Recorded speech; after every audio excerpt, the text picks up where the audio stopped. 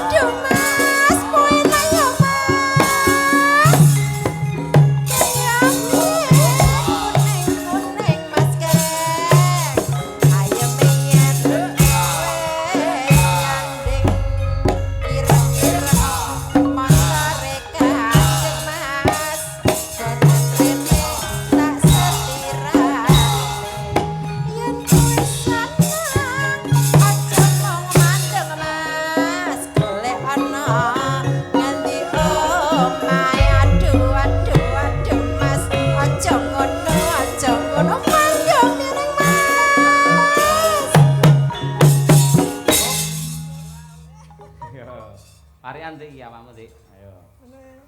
Sekaliwat aja dikaru yen rati empat ora ayo mas aja ngono ayo mas gareng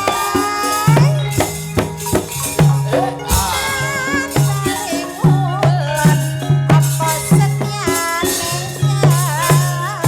kon etan kali kulon ya kali mas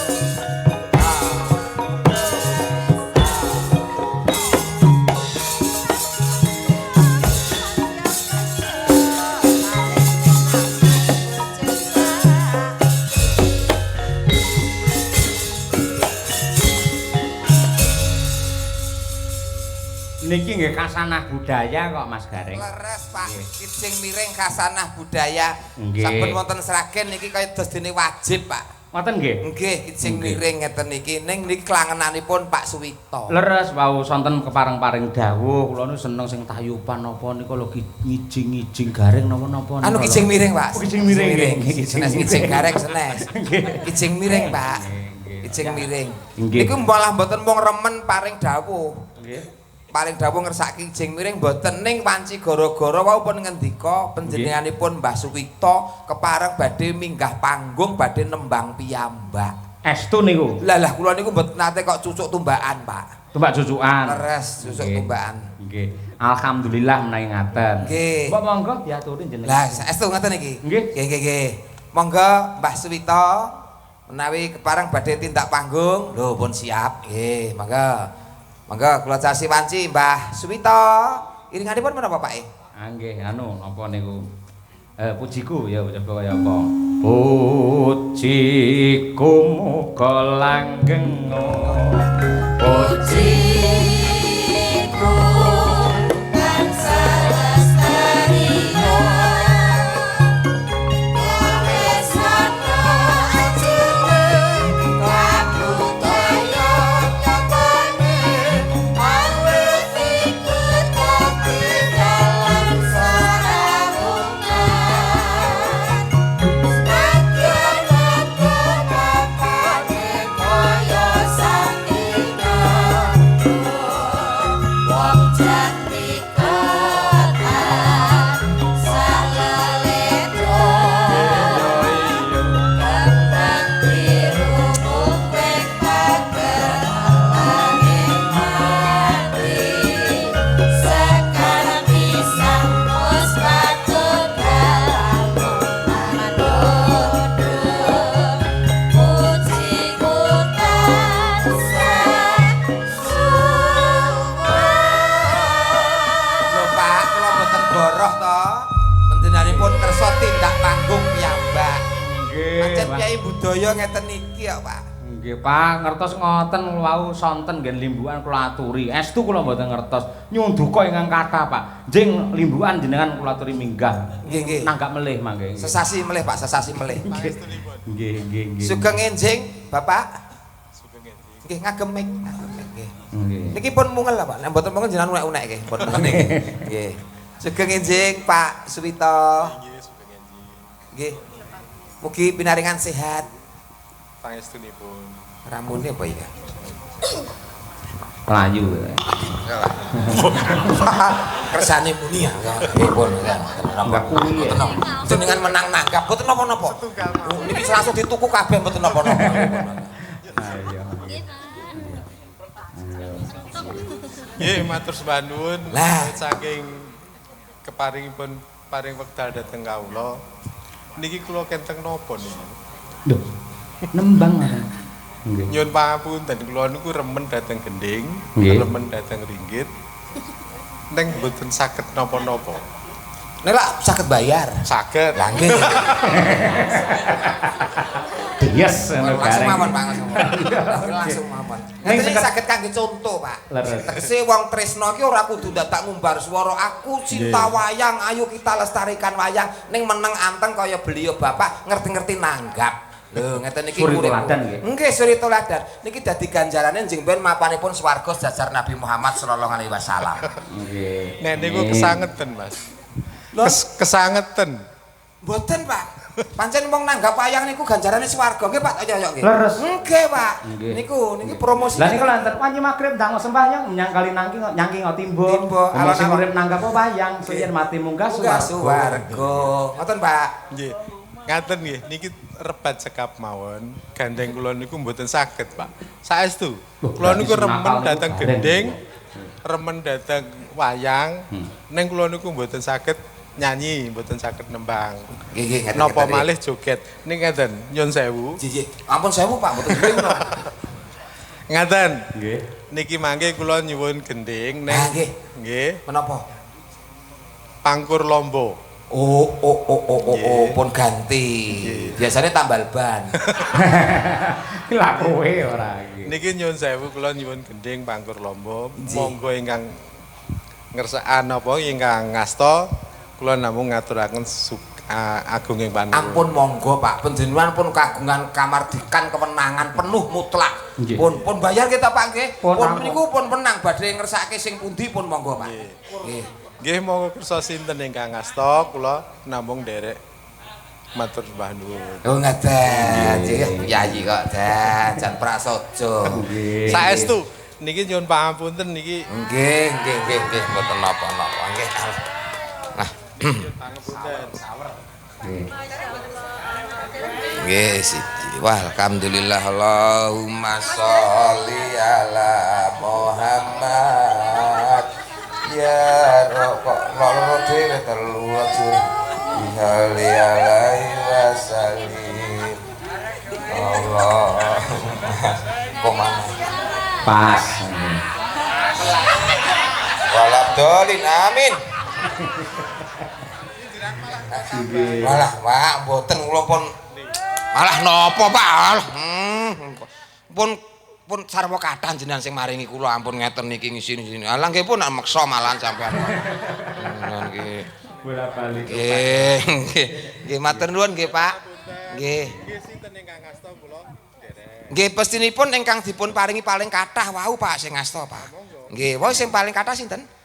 Ibu Kesi. Bu Kesi. Lah nggih pun monggo niku pun Bu Kesi sing paling. Ini pun yang kantor rokok no Pak, bojone Nembang. Anu ndang mangke ngasta joget.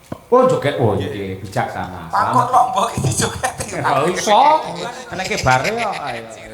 Coba. Mbak, matur nuwun, Mbak. Mbak Suwito, nggih. Matur nuwun. Nggih sehat selalu Mbah Suwito kalian Mbah Putri, Mariati sembah nuwun katresnanipun. Mugi-mugi tansah pinaringan panjang yuswa. Ayo.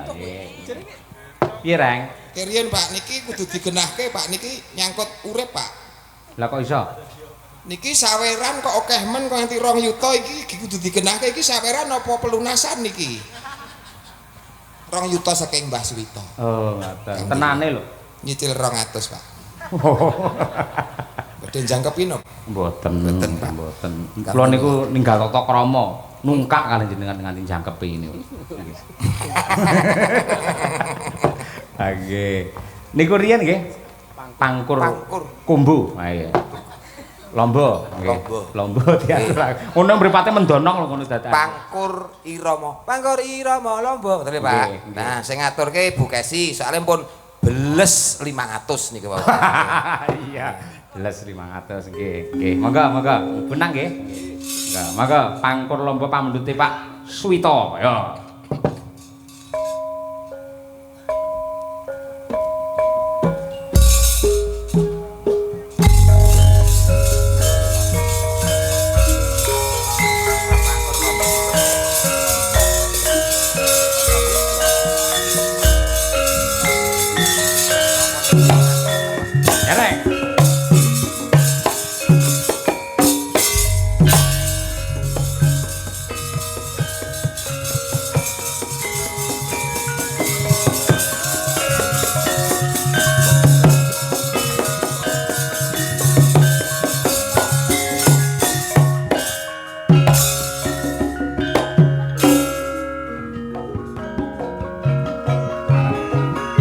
Pangkur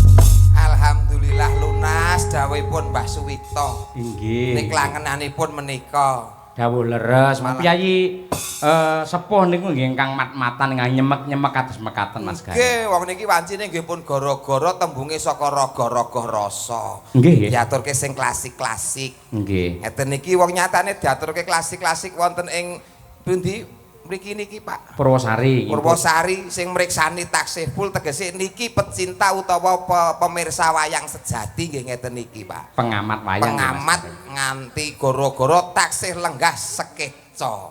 Niki ndadekke semangat sing nyambut gawe ya kanca pengrawit ya pesinden ya dalange. Leres. Nggih, Mergo wayang niku lak tontonan. Tontonan Pak. Mesti satu paket dengan penonton. Penonton, mula penonton sik kebak ngeten niki nek pomo kula dalange Pak kula barke sesuk jam 11 awan ngeten niki Pak. Lah terus sing bayari sapa? Nggih mboten enten. Nggih. Watone karo sampean Anu kula repot Pak mengke Pak. Kula. repot titip. Rasa tekan ngendi-endi. Nggih. Lah niku pancen katresnane Piyai Ponorogo wabil khusus ing Kecamatan Babatan menika menawi kalih wayang mindit saestu. Leres. Ngoten Ini niku. kok kabare kok 20 tahun lagi mulai wayangan niki to Pak. Nggih. Muga-muga niki awal yang baik dimulai dari keluarga Mbah Suwito. Nggih. Ngoten mengke saya sering wayangan wonten mriki. Saya ngrembaka wayanganipun ora mung 20 tahun pisan. Amin. Ngoten sing jalari panjenengane Mbah Suwito. Nggih. Ngoten niku. Padha Padha karo Mbah Suwito ngeling-elingke karo warga masyarakate ayo eling marang budayane carane piye nanggap. Kaya panjenengane Mbah Suwito. Leres. Apa ta pedahe pidato? Mari kita lestarikan budaya kita wayang yang adiluhung, ora tau nanggap. Ya kecut, Pak. Nggih. Kecut. Ora perlu kakean gunem sing tanpa guna, Nggih. kados Mbah Suwito ngerti-ngerti nanggap wayang. Yes, langsung nanggap. Nggih, dawuh leres. Nggih. Menika Mas Gareng wonten pamundhut sambel kemangi. Ya, nggih, menika dipun aturaken coba kaya apa, nggih. Genduk winong nawangsih, Nduk. Coba kaya apa, Nduk? Nggih. Monggo Cahayu. Kali-kali rasan jaran sikna ngeman-eman ayo dihemat di apa wi disimpen sik tenagane. Mergo lek juaran ngono kaya pancen ya kotos-kotos tenan. Ya ngono. Kringete sing kotos-kotos. Ah iya, menyang Nduk ora kudu disupoti ya ini support. Mboten ngagem sepot Pak niki. Nggih. Nggih, pun para eruk nggih Pak nggih. Esuk. Nggih para esuk kami sosolen Pak. Nggih. Mang tuturi ta winong niku. Lah pengen napa? Lho men dadi seniwati yang sehat lahir batin, bermoral, beretika yang tinggi. Lah niku kalih anu ben etuk pacar. Wis gitu. Tolong. Mosok ora untuk kabar, ora untuk pacar to. Ndak belum. Mau malah kabar iki wis gonta-ganti kok. Ndak. Nggih. Piye Pak Gareng ngene Pak Gareng? Nggih, mboten badhe nuturi sing pripun-pripun ning sing penting niku lumadi nglestarekke budaya linambaran ati, insyaallah mengke langkung sae Pak hasilipun. Nggih. Ngoten Pak. Leres. Nggih napa mboten Pak? Leres. Malah manut agama niku nuwun sewu Piyai Putri jane mboten kudu nyambut gawe. Ning malah jenak pinarak wonten dalem yen perlu masak wae yen cara Arab niku Piyai kakung sing masak. Niki lak tegese ngewangi perekonomian rumah tangga to Pak? Lah nggih tegese niku spesial. Iki diperbolehkan Pak. Nggih, leres. Ha nek ngugemi ngoten niku bukesi kudune teng dalem. Nggih. Loh, lek dhek ning dalem nang omah ya ora iso tenang. Kok masalah ra tenang? Mergo aku sesuk rampung wayangan nggo dhuwit mulih kuwi mbuh nang endi ngono. Nah, ini niku masalahe teng mriku niku, masalah terberate ngoten niku. Pak. Lah iya. Mula saka kuwi nggih. Iki ngangge bawa ora nong ki nong? Napa niki? Anu sambel kemangi. Bawane napa? Kula browsing teng Mbah Google niku belum ditemukan bawa sambel kemangi, Pak. Belum ditemukan, Pak. Oh iya. Heeh, ora apa-apa. Nek ngono diaturake langsung kemawon sambel kemangi. Kula aturaken dumateng sedaya para lenggah ngentasih jenak pinarak nenggani mangestoni dumateng pagelaran dalu menika. Mugi-mugi bapak-bapak ibu-ibu entasih pinarak lenggah tutuk mirsani wayang dipun paringi tutuk anggenipun momong putra wayahipun sedaya. Amin. Mugi pinaringan rejeki kang kathah berkah lan barokah. Amin. Oh niki sarana melek sarana kangge ndonga kok, Pak. Leres. Nggih. Amin. Monggo. Yuk, sambel kemangi. Nyanyos.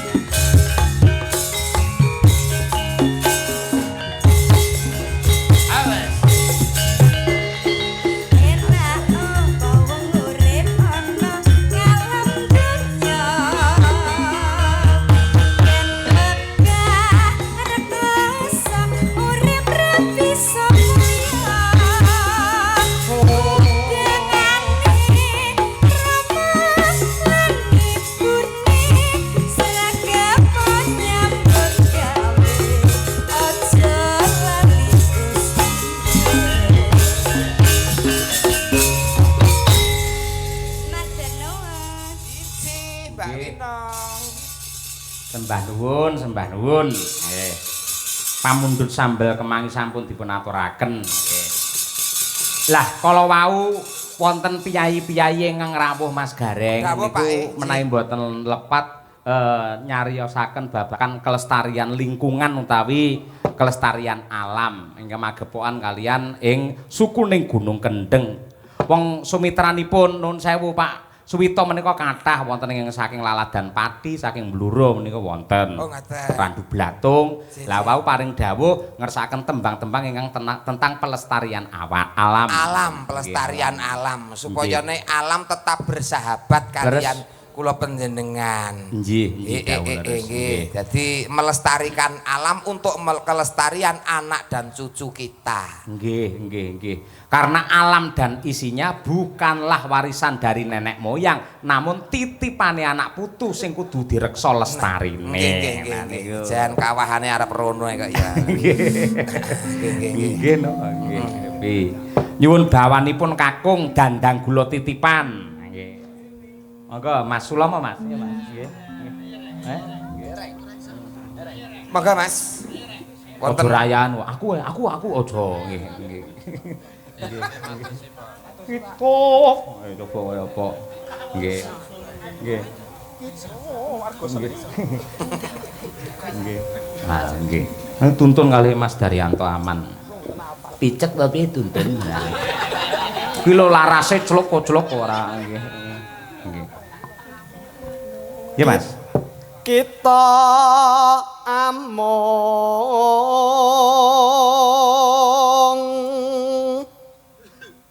acaspa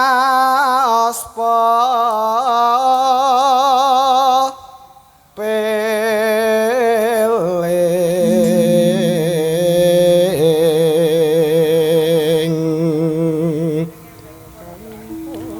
yo kalimput marang titipan nira ambak piyayine alit Mas Sulomo niku ning suarane arum Wantene Pak. Nggih nggih. Wis tenan kaya kaset Lokonanta. Wah nggih. Leres nggih nggih. Arum manis. Arum manis. Martabak niku Pak.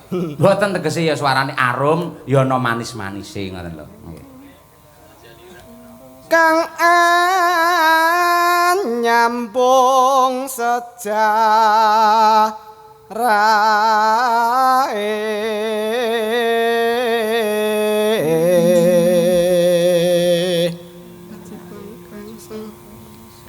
kewajiban kang satuhu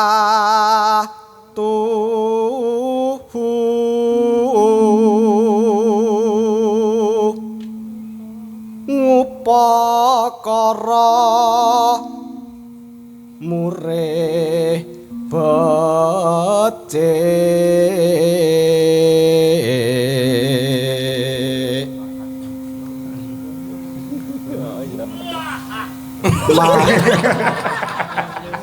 Sae niki bakal entuk rezeki, Pak. Kok iso? Akhire nek wong bawa terus iringane nek wong angop karo watuk niku bakal mulih entuk rezeki gede, Pak. Nggih, nggih.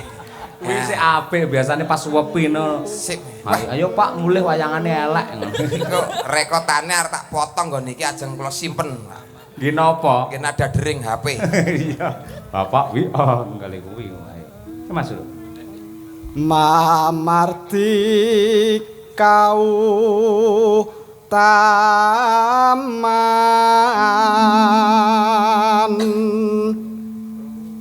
mamreh bisa tus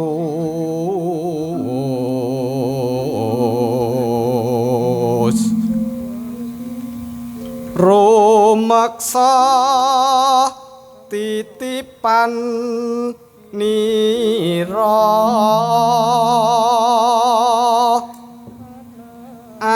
anak putu binudi murih lestari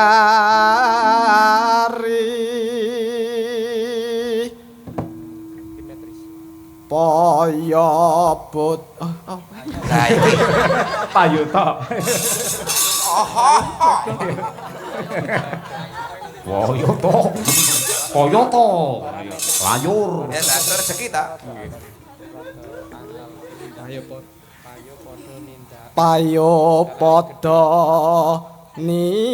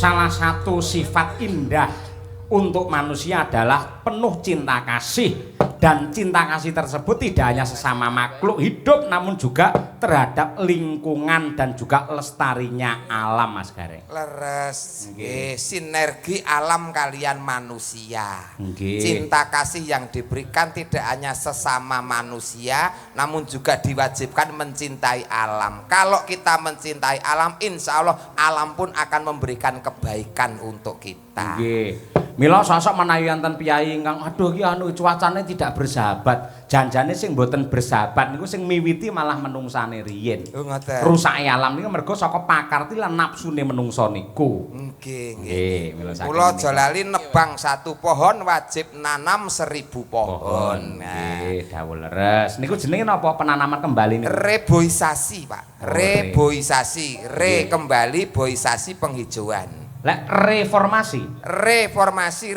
niku kembali, formasi itu tatanan. Jadi kembali ke tatanan. Reoni. Reoni, itu kembali, oni itu ketemu. Jadi ketemu kembali. Remason. Panas, Pak. Wah iya. Ayo sik kelingan ae ora. 2015 niki, Pak. Iya nggih. Niki jenengan ki kudu nyoro adate ya campur saren Dik. Ayo. Lah pripun lah, Pak? Wanten no, tanjake nggih. duet kalih Waranggana. Saged Pak kula. Rara Jonggrang? Melah lah ngomong lara jonggrang to. Sak ambruke candine men iso kula. Nggih. Iso, Pak, iso. Nggih, nggih. Kalih sinten, Bapak? Bir, oke Bir. Oke, wah oke, sip. Oke. Niku kalih Jonggrange coba kaya apa. Nggih niku. Mbak Birgita Ayu. Pamane jenengan sebagian apa berarti?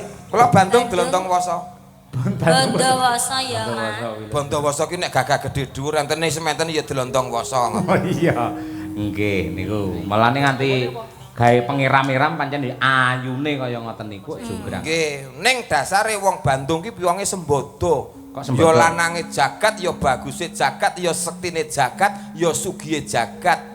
Apa wae sing dikersake sing disuwun kalian si Rara Jonggrang kabul kabeh diparingke kalian si Rara Jonggrang. Tapi kan aku ora tresno, tapi kan Jonggrang kan ora tresno karo Bandung. Ya tapi kan akhirnya terus gelem mergo njaluk bebono kuwi mau. Tapi kan gak sida. Lah sebabnya enek to kok ketapi. Lah rasidone sebabnya apa? Ya moh. Ora Ora sidone seneng. kan mergone cacah Candhi Sewu kuwi kudune sewengi dadi ning urung wayahe dadi awakmu ngerahke karo para mbok-mbokan. Demit-demit. Karo Demit-demit. para bolo-bolomu Bolo-bolo, kuwi ngerahke supayane nangekke sing jenenge jago supaya kluruk lan liya-liyane dadi badar ya ana kono kuwi. Lah kuwi tak lakoni ben aku ki menolak sampean. Nah, lah gandeng kowe wis nolak si Bandung Bondowoso, lara ati Bandung Bondowoso, cacah Candhi Sewu mung kurang siji, katresnane ditampek utawa ditolak, siji candhi sing pinangka jangkepe, Rara Jonggrang sing dadi jangkepe. Ngono tapi jane sampean jarene tresno karo aku kok aku mbok dadekne patung. Lah mergo kowe nolak. Lho tapi jarene tresno. Ya jane tresno ning gandeng kowe nolak terus aku lara ati. Sakit hati, Dik. Wong lanang nek wis sakit hati tenan, apapun akan dilakukan, Dik. Oh ngono ya, Mas. Mula aja gawe kecewane wong lanang. Ngerti Pak Yoyo? Mbuh. Lah nek digawe kecewa. Anu langsung lagune narasumbere mbuh. Narasumbere mbuh. Nggih. Nggih. Rara Jonggrang coba kaya apa? Iringanipun menapa, Pak? Garapanipun menapa? Loh, dangdut. Oh, nggih. Nggih, nggih. Dangdut salapan. Nggih. Monggo diaturaken Rara Jonggrang menika nggih pamundhut saking Sutresna Budaya. Dados.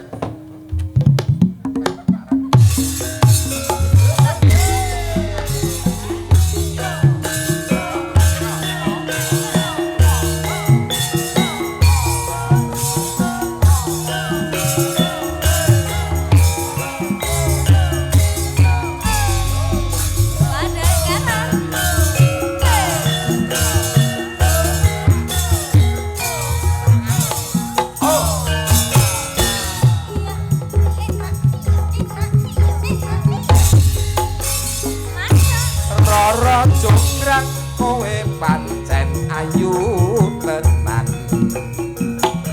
Ora mokal akeh kang nandang kasmaran. Waspadakno prajuritmu kalaparan. Mula kowe dadi wanita boyongan.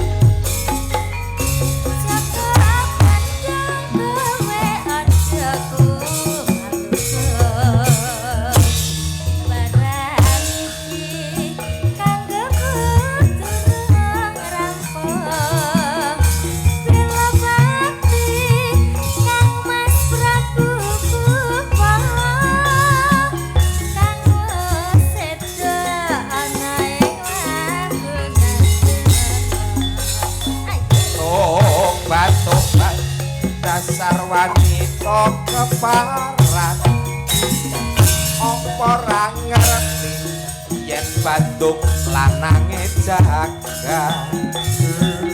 putra ratu pengging Prabu Damarmaya aku duwe ati sakti Bondowoso Rara Jonggrang manungsa sur pundhut garwa Jaga Bandung aku duwe bebenan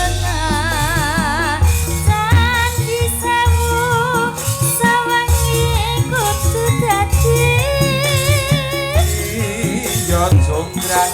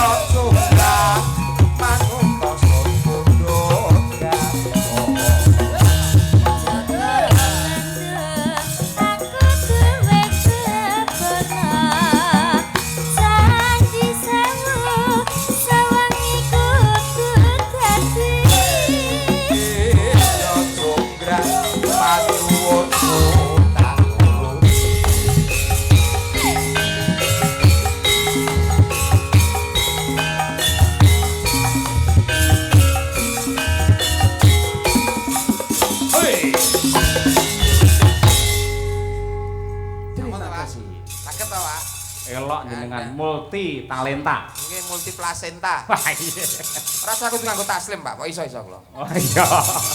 Ya kalau mongso ngono nggih blangkon lek melu. Nggih. Nyatan yo merantasi ngrampungi gawe. Fantasi, Pak. Lho, pimpinan campur sari kok, Pak. Nggih. Semoga-moga dipertimbangkan oleh panitia bersih desa wonten ing Purwosari. Mangke kula ingkang mayang jenengan sing ndageli. Heh? Nggih, Pak, nggih, Pak. Ketoke ora tertarik ngono sampean modele. Tertarik, Pak, tertarik. Ketoke wis isi kok ketoke dhek lari sira umum. Mboten, lho. Mas Gareng, Pak kripik gedang kripik telo sithik edang waton rata. Nggih. Matur nuwun jenengan kepareng ngancani kula nglipur para warga masyarakat ingkang kepareng nglenggahi hadat lan ugi syukuranipun wonten ing dalemipun Bapak Suwito mriki. Pak Yoyo, Nggih. nglenggono sedaya lepat saka kekirangan kula Pak Yoyo. Nggih. Nyuwun pangapunten nggih Pak Yoyo, damel regeting pepanggunganipun Pak Yoyo. Mboten. Sehat selalu Pak Yoyo Nggih. beserta keluarga besar Ma Dangkara. Nggih. Laris pinaringan slamet rahayu wilujeng sembah nuwun Mbah Suwito warga masyarakat sedaya pinaringan rahayu sedayanipun. Amin ya rabbal alamin. Sembah nuwun.